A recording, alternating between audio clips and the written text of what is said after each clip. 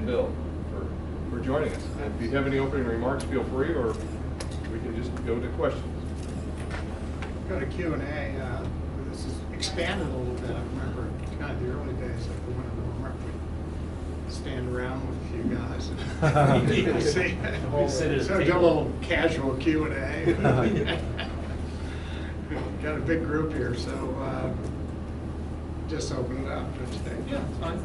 The Cardinals have never really been in rebuild mode. How bold of a decision was this to go this direction for you guys, and how far back, when did it start, and how did it kind of blossom? Well, I think, as most of you know, I've always been a draft and develop guy, and I think that's the best way to build a baseball team. Back when we bought the club, that's the path we took, and I think we've reached a point in time where it's appropriate to focus on that and build the next championship Cardinal team. Bill, I think a lot of people sort of understand rationally how the television market works out and how attendance may sort of factor into what revenue looks like. When you all kind of look at the underlying value of the asset, where the franchise has grown in value over the last couple of decades under your leadership, what is the balance? It's sort of, how do you all get to a point of understanding this is maybe the value of the asset, but we feel like cash flow needs to be different? Why is it important to sort of follow those trends in cash flow, as opposed to sort of maybe maintaining where they've been and being willing to accept what that dip looks like? Well, we've always been in this for the long term, so it's not something we want to do on a yearly basis is to lose money. We're not looking to make money. Obviously, we've had years where we've had financial success, and we've had years where we've lost money. So I just don't think it's sound practice to look to lose money every year, if that's what you're referring to. Is it how regular an occurrence is that when you all have looked at sort of what loss looks like on a year-to-year basis? Is that regular that there's a loss coming out of a season for you all? Well, put it this way, our debt has gone up. We're looking forward to a lot of expenses in terms of renovating the stadium, and so baseball's not an easy business. It's very competitive, and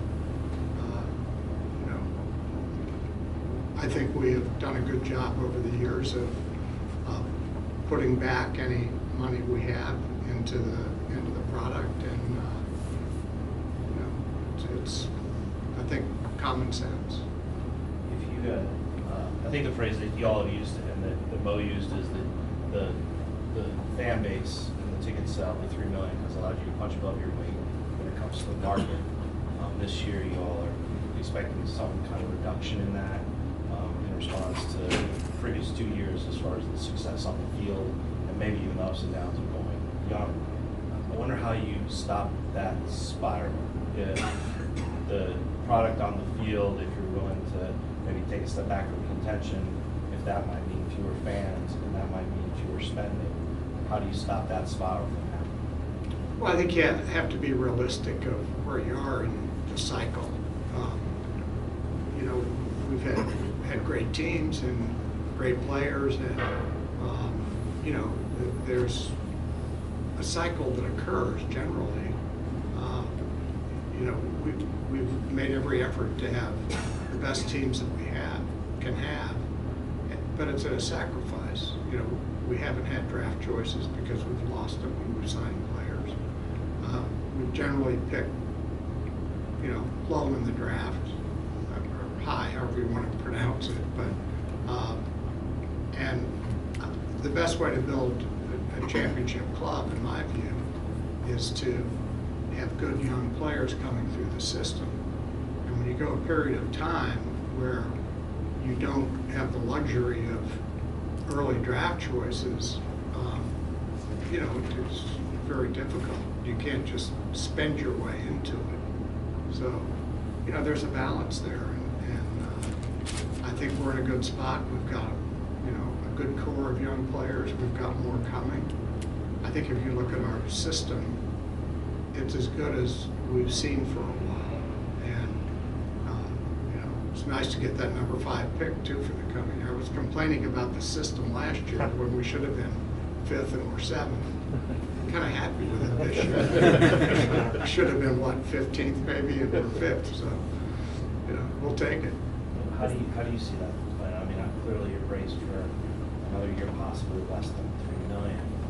If spending on payroll has long been tied to selling tickets to fans, how do you close the gap there to get the winning either on the field to bring it back so you can spend more? We've talked about the fact that payroll has to come down because of these revenue challenges. But, you know, that's the financial equation. As far as, I'm not quite sure what you're asking in terms of how do you stop it. What we are doing is focusing really hard on the things that are controllable for us right this second. On the baseball side, I'm as hard at work building the player development team. We sat with Flo last night at the writers' dinner. He was talking about the approach to picking so high in the draft. We should have a shoulder pick next year as well. In addition, we might have the top 3 or 4 size pools in the draft. As you know how that goes, it's a money pool. It's different depending on where your draft order is. And then on the business side, we're focused on everything that we can control. You know, making changes to the ballpark so that the fan experience remains front and center as a priority. And we've tried for our messaging to be, you know, consistent with the reality of where we are. You know, even if we had tried to pull the wool over our fans' eyes, it would have lasted maybe a second. They understand what's going on. They understand the cycles of professional sports, and they understand, I think, where we are in the cycle. You know, you mentioned the word rebuild.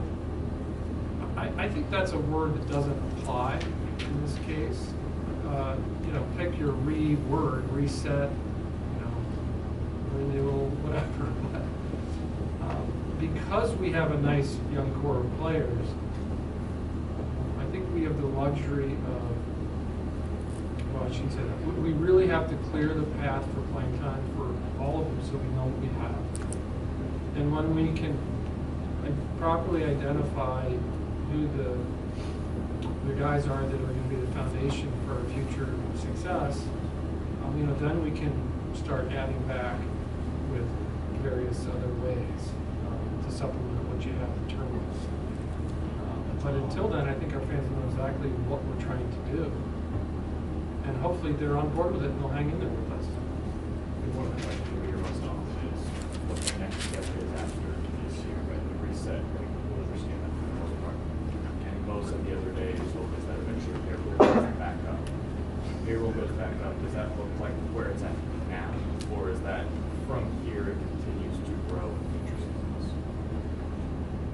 You know, I think you have to evaluate it year by year to see where we are and where we think we can go.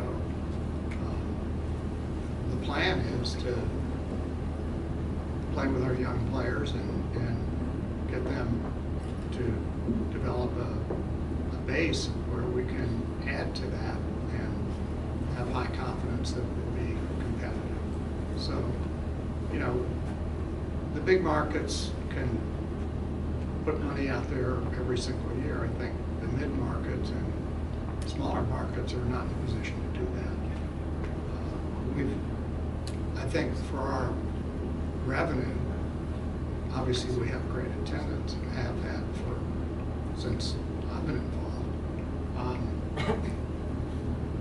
It's a revenue game, you know. If you have more revenue, you have an opportunity to spend more money. I think right now we're in actually a pretty good position because we have a core of young players. It's not like we're starting from scratch. And it's helpful to build on that with the draft choices that we have. You know, we've sacrificed draft choices in the past, to have a team of the present at that time. And, you know, that sort of played itself out. We weren't in a position to keep doing that. And Bill, with manager Oliver Marmol, what has impressed you and impresses you that makes you think of why he's the guy to go forward? Well, you know, he came up in the Cardinals system. He's sort of a classic, whatever generation that is from, you know, how Kissel built that. And, you know, he understands the Cardinal philosophy, and I think he's done a very good job. Mr. DeWitt, we talked about the cycles of baseball, and this is, for the first time in your nearly 30-year tenure, a time where fan frustration about the team has been pretty vocal, and maybe even apathy. How do you balance that with the decision-making of this needed direction in terms of the reset or the retool, and how difficult of a decision was that to make when you are obviously very receptive to how fans feel about this organization? I think, you know, we do what we think is best for the team, current and future, and obviously fans have their own opinion, and you know, we've got wonderful fans and they're knowledgeable. So I think the great majority of them understand what we're doing. Others and approve it. Others don't. You know, they think we should maybe go spend money and see if we can't get it back that way. But it's hard to do. I mean, even if you had that goal, that would be hard to do. You have big markets that are just going to do what they do, and we're not in a position to compete at that kind of level of payroll. So, you know, we've always overachieved our market in terms of payroll. We've been in the top 10, you know, right around that level, at the lower part of the top third, I should say, or top 10 teams. And, you know, there's a time to do it and a time to build. And, you know, we're trying to, I think, balance that so that we have the opportunity to have competitive teams every year. On the team side of things, Pardon? on the team side of things are constantly changing, but also on the business side of things, to continue to engage with your fans and to continue to get them excited. It's constantly evolving around ballparks around the country. How do you want to see the Cardinals fit into that and kind of coupling, of course, with the team? Yeah, I mean, I think there's a lot of innovation occurring throughout the league. We try to keep our eye on what's going on there. We have a number of initiatives that are organizationally oriented to realign some of our staff. We have, you know, whether it's the sales function or the operational function or the game day entertainment function or you name it. You know, there's talk of, you know, how can we better identify our customers in this era of advanced technology and AI, and provide perhaps a more unique and customized entertainment experience for them. And there's a lot of brainstorming going on. It's actually an exciting time actually to be in the front office, because there are these new tools out there that we're trying to figure out the best way to use. You guys know Nook, who's in the room over here, came from Toronto and brings a fresh perspective on the business side, and that's been great. Chaim's doing that on the baseball side. As I said in the open session just a little bit ago at the Ballpark Village Winter Warm-Up, Chaim's very well calibrated to what teams are doing out there and to you know, sort of how an elite player development system looks. And sometimes you can get that and grow internally and be that leader. Sometimes you need an outside voice to identify those areas that'll help you get there. And I think we've got that on both the business and the baseball side right now, which is exciting. there are teams that rebuild and it works, but it doesn't always work. Do you see this as a risk at all, that rebuilding, I know you don't like the word rebuilding, but it's difficult at times. You look up in May and the record's not what you like, or the attendance is not what you like. Do you see this as a risk of taking this approach? I mean, it's a risk business, so no matter which way you go, there's always risk. I mean, players may or may not perform as you hope they would. There may be injuries. You know, there's no magic wand or magic strategy to ensure success. You know, we talk about, well, the Cardinals are at a point where they're rebuilding. I mean, we did win 83 games last year. It wasn't like, obviously the year before that was a big disappointment. But as you might recall, we won 83 games one other time that worked out pretty well. So, you know, having as many winning seasons as we've had over the years, I think is a pretty good record. Our goal is to keep doing that, and I think we have the opportunity to do that this year and into the future. Bill Mo's been very upfront with us throughout the winter that he's attempting to trade Nolan Arenado, and the reason for that is because he feels the need to increase payroll. If that's not able to happen, whether through no trade clauses or not matching up on value or anything else, do you see a need to make further cuts? If it's not Nolan, then you need to find other places on the roster to trim back. No, I don't think so. I think, you know, Nolan, there are two things there. One is we would prefer to go with younger players, and Nolan himself, if he can find the right opportunity, I think would prefer to play with a team that, you know, on paper at least, or, you know, in whatever view, is, you know, got a top chance of being a, you know, World Series champion. So, but having said that, that's not so easy to find. The team that you have that much confidence in going to, and he likes it here. I mean, you know, it's not like he's begging to leave. But I think it would be good for him if he could find one of those teams that everybody thinks has the best chance of, a top chance of winning a championship this year. And, you know, he's a Hall of Fame type player, so, you know, we're happy to have had him, and we'll be happy in the future if he stays. You both have spoken of the resources and draft capital and young talent that you guys are trying to showcase this coming season. How does that sort of fit into maybe what the timeline of a reset ultimately looks like when it comes to payroll, and where you're hopeful to be able to kind of build back in a future year, whatever that may look like? Hard to say, you know, kind of year to year where payroll might go, and how these young players play out, and what we need to get to where we want to go. So, you know, it's sort of year to year looking at where we are and what's the best way to succeed in the future. So it's kind of hard to say what, you know, the strategy would be next year, as an example. I think we've got the right strategy for the franchise this year, and then we'll see how it plays out. Does clarity on maybe the television revenue side play into that? Because obviously when you guys spoke at the end of the season, there wasn't even a known for the upcoming year, and now that's a little bit more certain. Does that play in at all as to how you can look to the next year, 2 years down the road? I think all the revenue factors are, you know, part of the decision making that we do.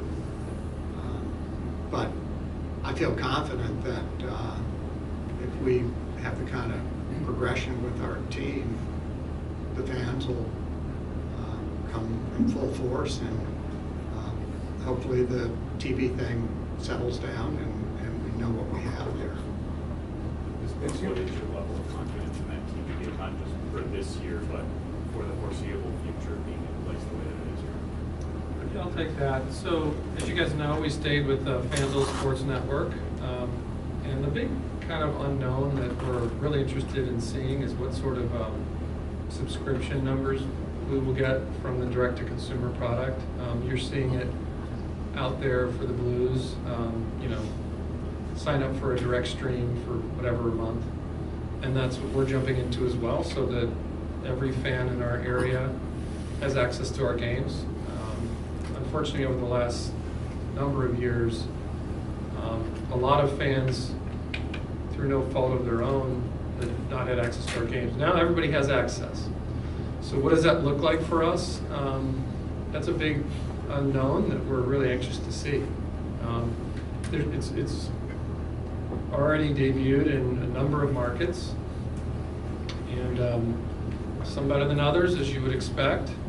And I feel like for Cardinals fans, our market in particular, if you draw a circle around the entire thing, we have a pretty small geographic core market, meaning where we're the exclusive, we have exclusive rights for Cardinal fans. And then we have a really large outer market where we share territory with other teams. You know, like as you go north into Illinois, we'll have Cubs, Cardinals, shared territory as an example. Same thing going west with Kansas City. Same thing going east with the Reds or whoever. And even west towards Texas. In those areas, a lot of people haven't been able to get the games, and we think there are a lot of Cardinals fans out there. And so we're going to be promoting that product and hopefully having it be a big part of really Cardinal Nation experiencing our games every day. As you go into this reset, I wonder, is there any part of you that looks back and thinks that you chased too long or you waited too long to sort of hit the reset button that you're now not? Whether we're second guessing ourselves for waiting to do it, is that what you're asking? If you felt like it all, you invested in free agents and sort of, like you said, sacrifice draft picks, and you waited too long to get back toward that draft and development line. I don't think so. I think, you know, we had pretty good success along the way. Didn't play out necessarily to the ultimate goal, but, you know, we've had winning seasons, made the playoffs, you know, a pretty good percentage of the time. But, you know, I think we picked the right time to do it. Some of the, you know, a couple of our key players, obviously Goldie and Arenado, were great players and potential Hall of Famers, and you know, it just felt like now was the time to move forward with the group of young players that we currently do have, and you know, try to get those draft choices that we've sacrificed over the years. I mean, we've been at a real disadvantage on extra picks, which small market teams have. And also, when we've signed free agents, we've lost picks there. So it's been hard to build from within when you don't have good draft picks and you lose some of the ones that you do have. So with this reset, kind of bolstering staff kind of coming to the level of position disclosure. Is that kind of the extent to which your fans should expect the overall, or do you see more investment in the farm system, the staff and technology? I didn't catch all of that, but Is it just staffing, or is there other stuff involved in the player development? no, it's more than staffing. I think it's you know, instruction, technology, the whole 9 yards. I mean, if you look at our Jupiter complex, that's a big investment. And you know, fans don't see the P&L of that, but I mean, it's a huge project. You guys will see it. I mean, this year, not as much. It's just starting. We're trying to do some things around the edges to get ready because we have a quick turnaround. As soon as spring training's over this year, they go hard, literally like April 1st. And try to be ready for the following spring training. And as part of that, not only is it a better and bigger weight room and group meeting rooms and kitchen space, but it's technology for the players, both on the hitting and the pitching side, to be, you know, at the cutting edge of that stuff. So, and that coincides with the new hires in terms of their goals and what they want to see out of the player development system. How have Just- tickets? Just as an aside, my father, who's obviously in the baseball business, had a card on his desk, a quote from Branch Rickey: "Get the players and the rest will take care of itself." That's kind of where we were. In today's world, you would say, get the ball players and develop them, and the rest will take care of itself. So, over the last number of years, the investment in developing has really expanded dramatically. So, to be honest, we were a little behind in that regard, and you know, we fixed it, and I think it'll pay off for us. How have One or two more here, and then we'll wrap it up. We're going about 30 minutes, so thank you. How have ticket sales tracked as compared to prior years for this coming season? And also, have you locked down potentially what the monthly cost might be for a direct-to-consumer streaming service?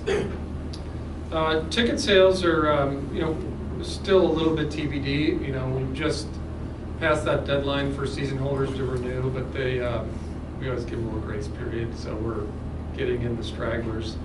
And I think really our core group is coming back, which is great. We think that if the team plays decent, we're better. We will be able to sort of overachieve some of the budget numbers, but the other thing we're trying to do is really work with our partners in trying to sort of clean up the secondary market a little bit. And that has a little bit to do with understanding who kind of those resellers are out there, working with them, and trying to make sure that there isn't like a surplus of tickets on the secondary. We saw that last year. So we're going to clean that up, and that's going to, I think, really bode well for season ticket holders as they think about the reality is a lot of times they'll go to a fraction of the games and lay off the extras on the secondary. We want to make sure that that's a healthy marketplace, and so we've taken some steps in that regard. And what was the second half of your question? If you could lock down a price for the direct-to-consumer streaming service, like monthly price or yearly price, or I don't think have it locked, but I think we're talking about somewhere around 20 a month, aren't we, Nook? Yeah, that's sort of the ballpark. It could be a little higher, or a little lower, but that's been the pattern out there, and with other teams as well. I don't think anyone's too far from that, unless you see like a couple markets where you got multiple teams as part of the same package. But that's probably the range, close to the range of where we're going to be.